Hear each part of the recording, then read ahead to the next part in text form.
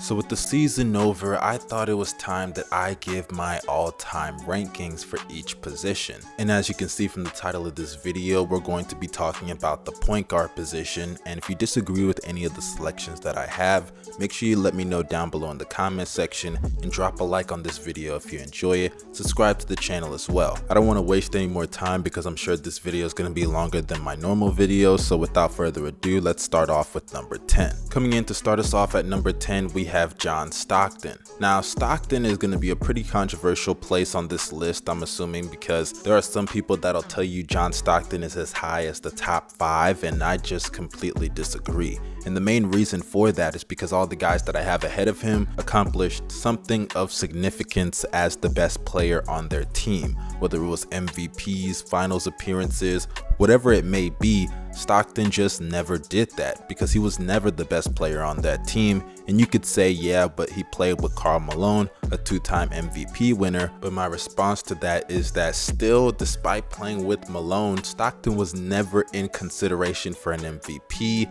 or he was never considered that caliber of a player anyway.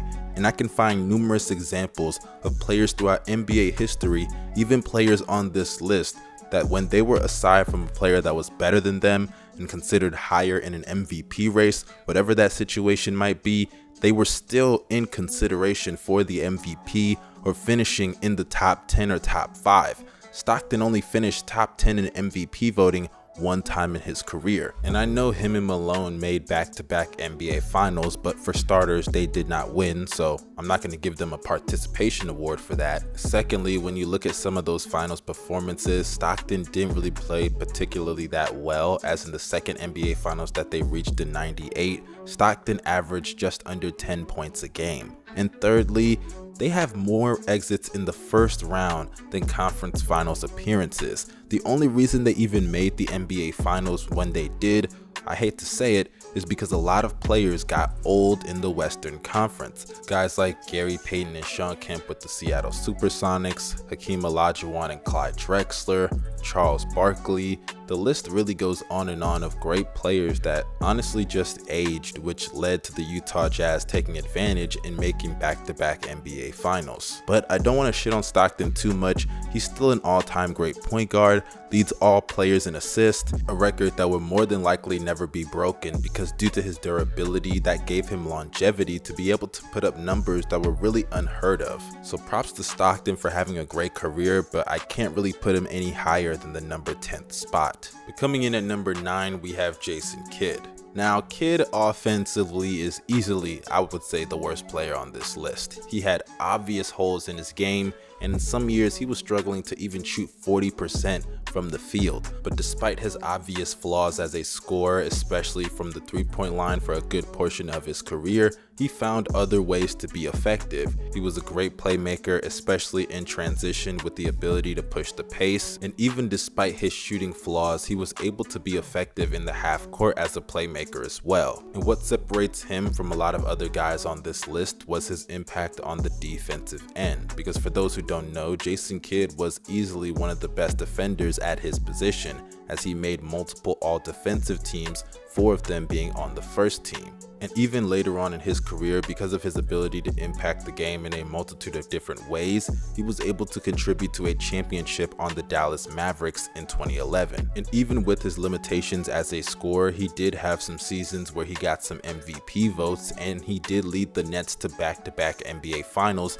despite it being a weaker Eastern Conference. Now, why I can't have him higher on this list, like I said, offensively, he had a lot of holes in his game, and because of that, he really needed a big-time scorer aside him to maximize his impact on the court. And yes, I know he did lead the Nets to back-to-back finals appearances, but for starters, the Eastern Conference was very weak in the early 2000s, and that was shown as when they got to the NBA finals, they really didn't stand a chance, even being swept one of those years by the Los Angeles Lakers. And as the years went by, despite them even adding Vince Carter to the roster, they never made the NBA finals again, because with teams like the Pistons, guys like LeBron and D Wade coming up, it was going to be harder naturally for the Nets, despite them even adding more talent to get back to the NBA finals. Moving on to our next spot on this list, coming in at number 8, we have the back-to-back MVP Steve Nash. Now, I know when people usually hear that Steve Nash is a back-to-back MVP, they immediately think that he stole Kobe Bryant's MVPs, but I'm not even going to make that argument here because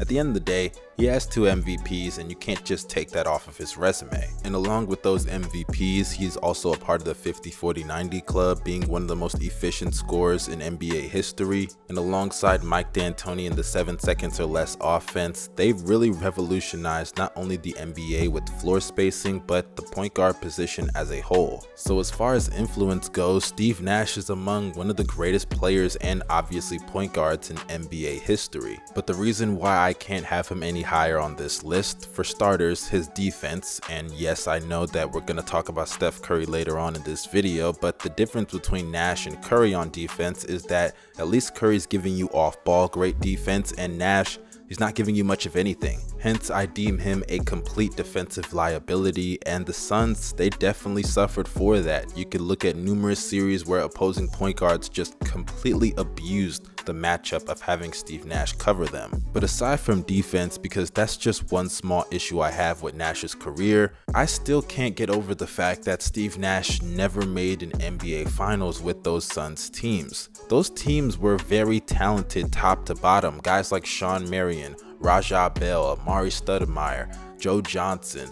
The list goes on and on of solid talent, whether it's all-stars, all-NBA teammates, defensive player of the year candidates, or even with a guy like Dirk Nowitzki, who's considered a top 15 to 20 player of all time, because do not forget Steve Nash played in Dallas before he even got to Phoenix. And the fact that people just excuse the fact that he had all-time great teammates and help and didn't even make an NBA Finals one time really blows my mind, and that is the biggest reason why I can't have him higher than any of the other guys on this list. But moving on to number 7, we have Russell Westbrook. Now, Westbrook is a really controversial player, obviously. Some people may think he should be higher, and some of y'all may think he should be lower. But I personally believe the number 7 spot is the perfect spot for Russell Westbrook because he is the triple-double king. I gotta put some respect on that, and he is a former league MVP, and only a handful of players, much less point guards, can say that. Westbrook was still performing at an MVP level alongside another guy that was playing at an MVP level next to him in Kevin Durant, and alongside KD, they were able to make the NBA Finals at a fairly early age, and Westbrook had an all-time great Finals performance with a 40-point game. And considering that Westbrook has multiple All-Star appearances and All-NBA teams on his resume, I would say that this spot on this list is more than justifiable. And I know people are going to be wondering why I don't have Russell Westbrook higher on this list, and it just comes down to one simple thing.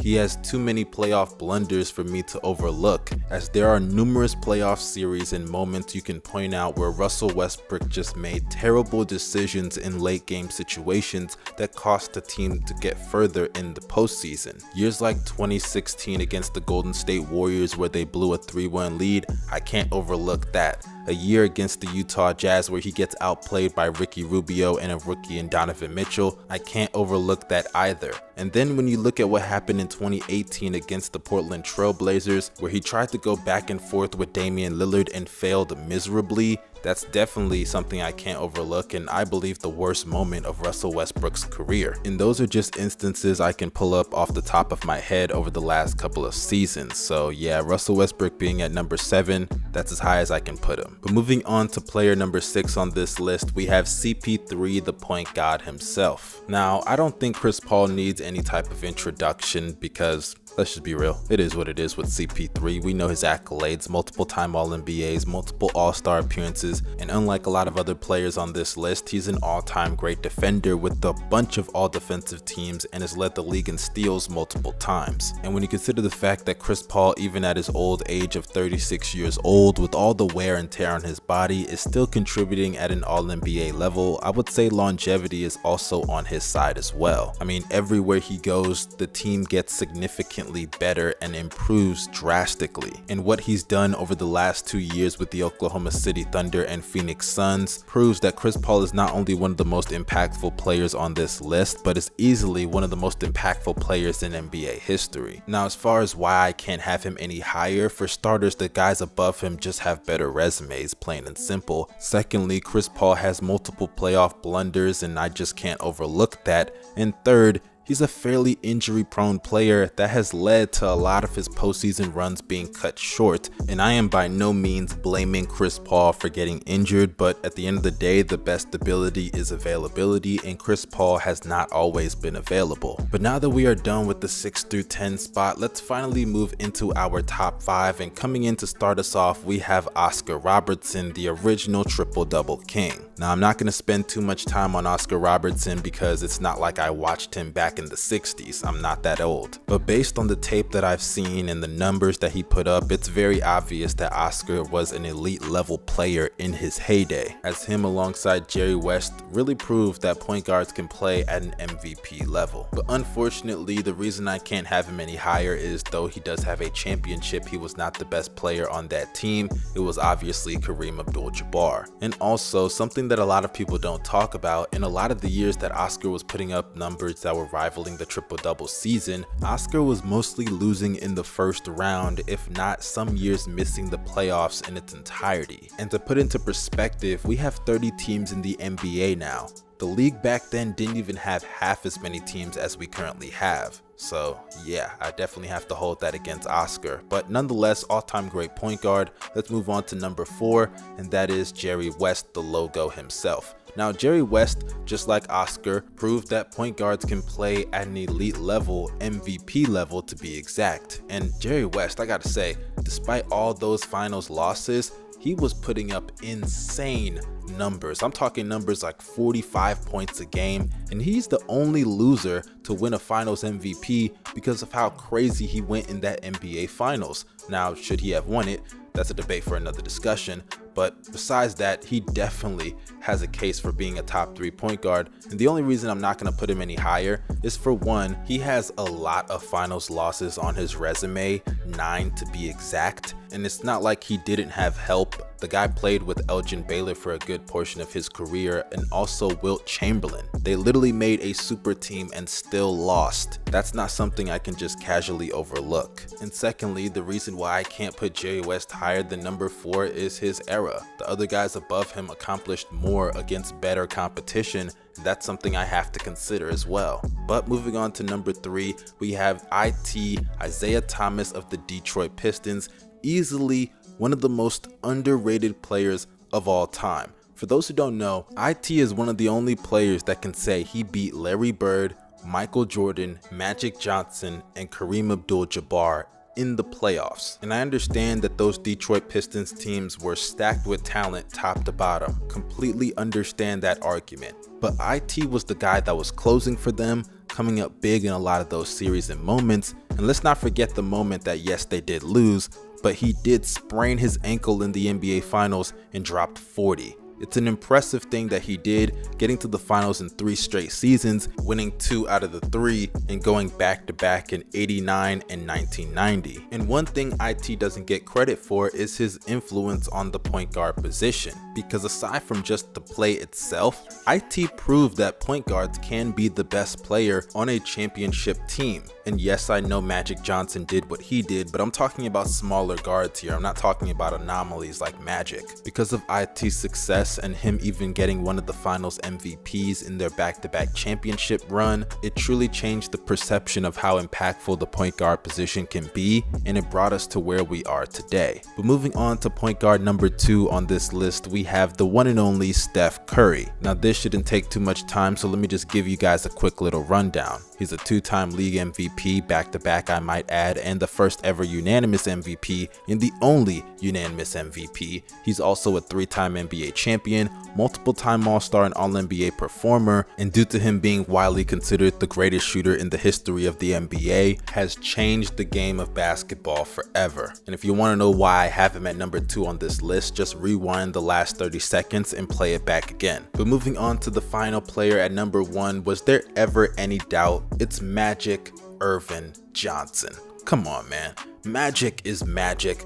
Easily the greatest point guard of all time and a top 5 player of all time in my book. The guy was literally what his nickname is, Magic. I've seen this guy do things with the ball that I have never seen any other player do. He had a bag. It wasn't a scoring bag, but it was a bag of tricks. In the fast break, he could do it all. Any type of pass, you name it. And as far as impact goes, we all know him and Larry Bird saved the NBA. And because of his success being a 5-time NBA champion, 3-time league MVP, and 3-time finals MVP, it was very clear that a lot of other players, especially at the point guard position, tried to emulate what he did in order to get those same results. But a lot of them tried and a lot of them failed because guess what? Magic is just magic. But that concludes this video, you guys. If you disagreed with anything that I said, feel free to let me know down below in the comment section, and also feel free to drop your own top 10s down below in the comment section as well. I will respond to as many people as possible. Be sure to check out my second channel, the link is down below in the description box, and also do not forget to drop a like on this video if you enjoyed it, and subscribe to this channel and put it on post notifications as well. This is your boy Young Mustard signing out. Y'all have a blessed day. Peace.